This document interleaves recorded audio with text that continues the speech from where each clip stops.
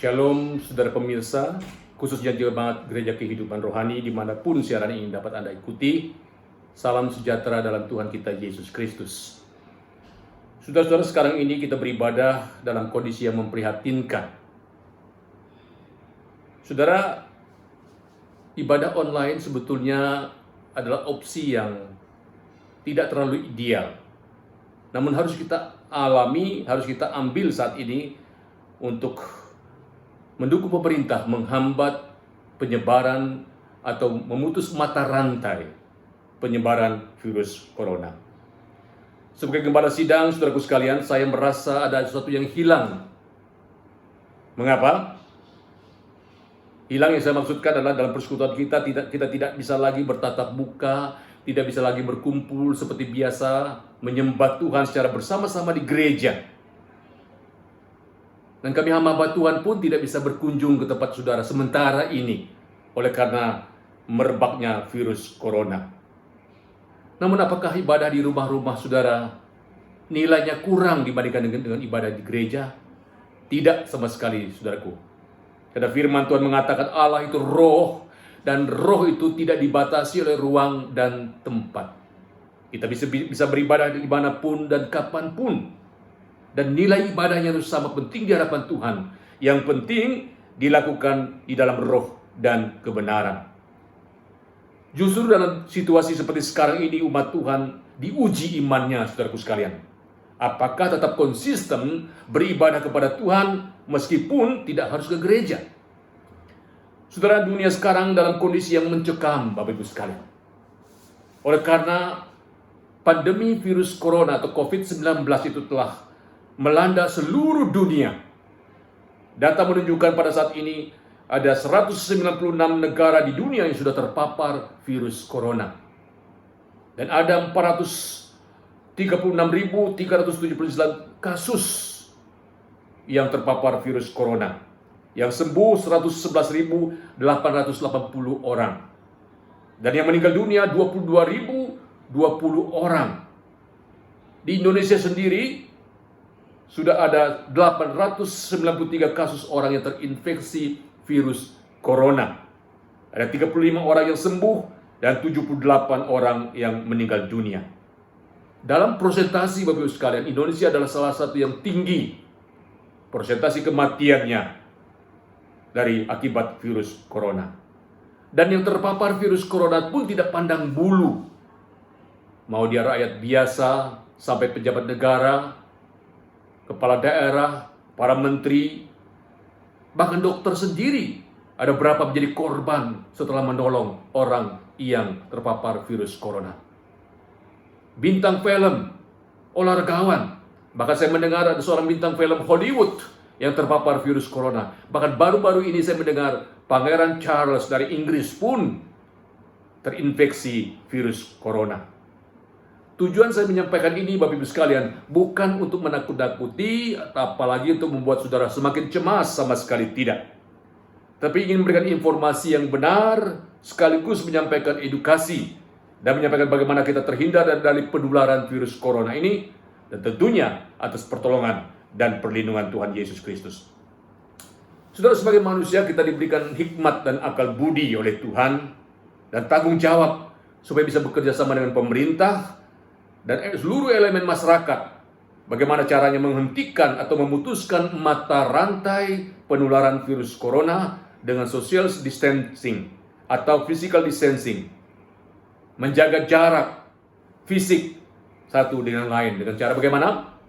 Belajar di rumah, kuliah dari rumah, bekerja di rumah, mengadakan rapat-rapat di rumah melalui Skype atau melalui teleconference, seperti yang baru saja dilakukan oleh Majelis Gereja Kehidupan Rohani, atau beribadah dari rumah.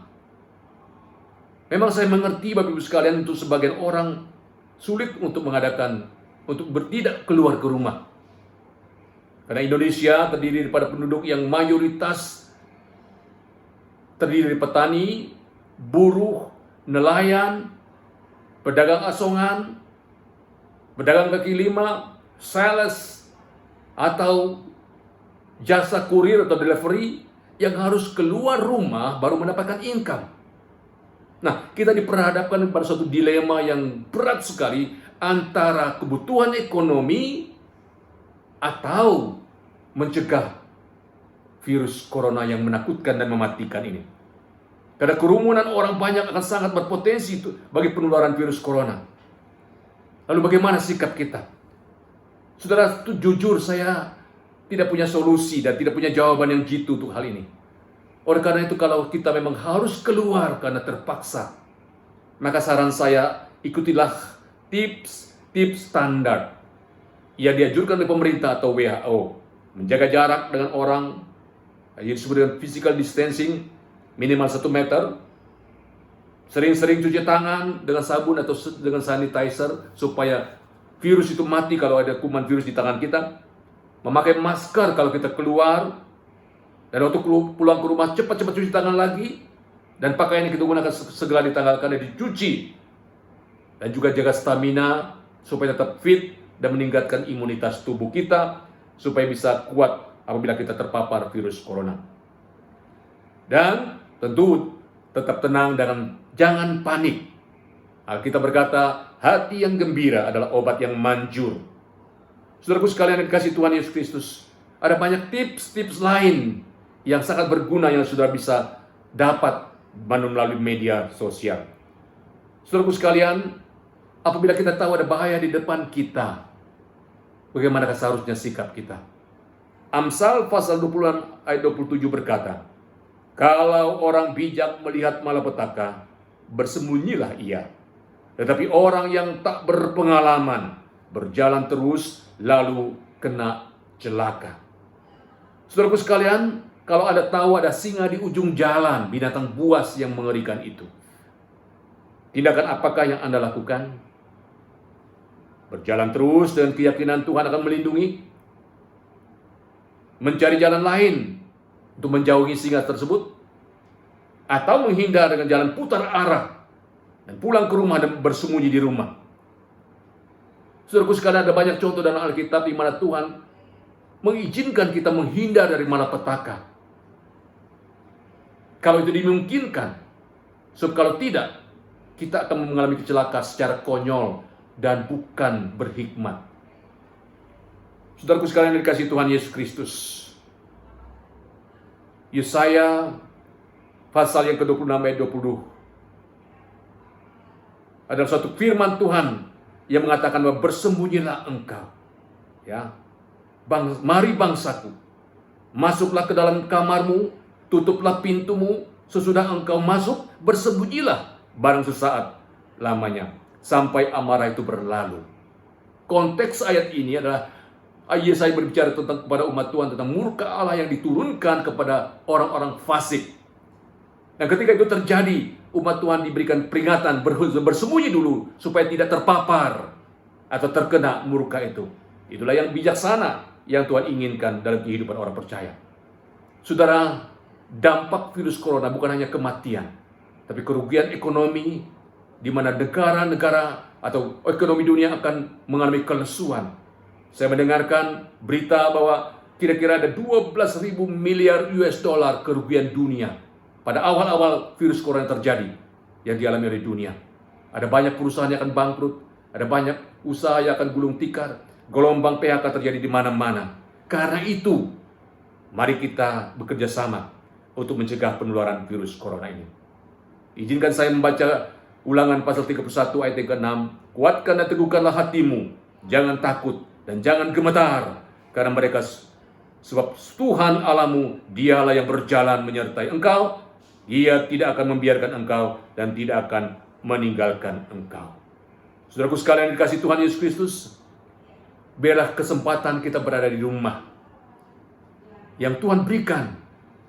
Kita mempunyai banyak waktu untuk berdoa dan membaca firman Tuhan, menjalin persekutuan yang indah dan intim dengan Tuhan, dan juga meningkatkan hubungan yang erat dengan sesama anggota keluarga, suami dan istri, orang tua dan anak, yang sementara ini tadinya mungkin kurang erat karena kesibukan masing-masing. Inilah saatnya kita membangun kembali keutuhan keluarga dan rumah tangga kita di rumah masing-masing.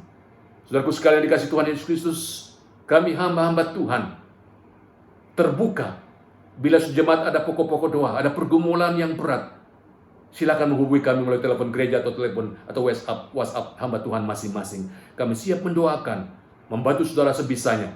Dan kalau saudara punya pergumulan ingin konsultasi juga, silakan menghubungi kami, jangan sungkan-sungkan. Tetap semangat. Ingat, Tuhan beserta dengan kita. Terima kasih. Tuhan Yesus memberkati saudara. Amin.